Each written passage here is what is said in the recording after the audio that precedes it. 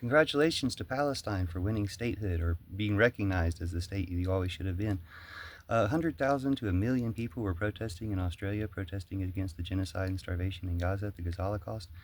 And they shut down a bridge there, so thank you so much for protesting, you in Australia and everyone everywhere all this time, especially now, because now is the time to celebrate the statehood and celebrate the creation of this nation that's been denied.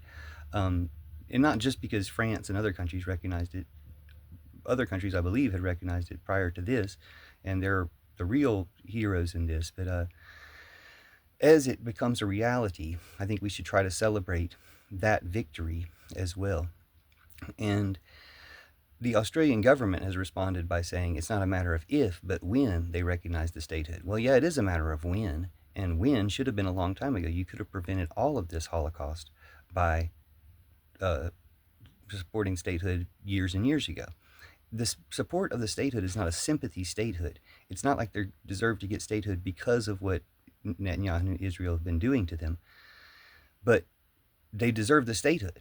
Now, the reason these countries are finally admitting it is partly due to sympathy, which in that way shows that they won, that their sacrifice has won, because Netanyahu's lost the war and lost the sympathy and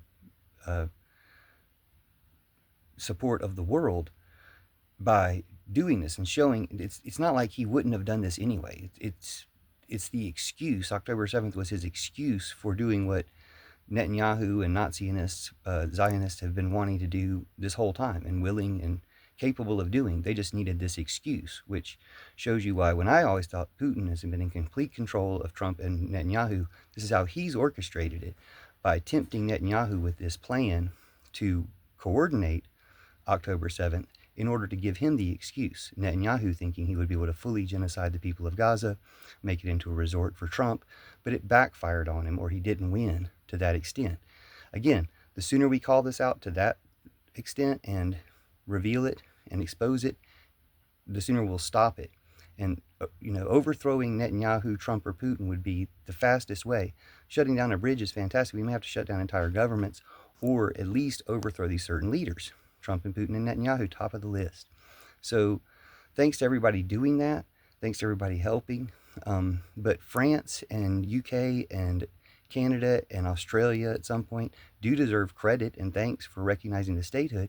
But when France is at the same time having their police officers rip Palestinian flags away from protesters and abuse and arrest them, then they're not being honest about it. And they still are up for overthrow. They're still just pretending or trying to take advantage of the sympathy of people without actually gaining it or doing everything they can, everything in their power to actually help stop the genocide. Same in UK when they've banned certain organizations, but they claim they're going to recognize the statehood. Well, you can't have it both ways. You're still looking like you support the genocide. So you've got to stop it and stop it in every way you can, or it doesn't count. Thanks.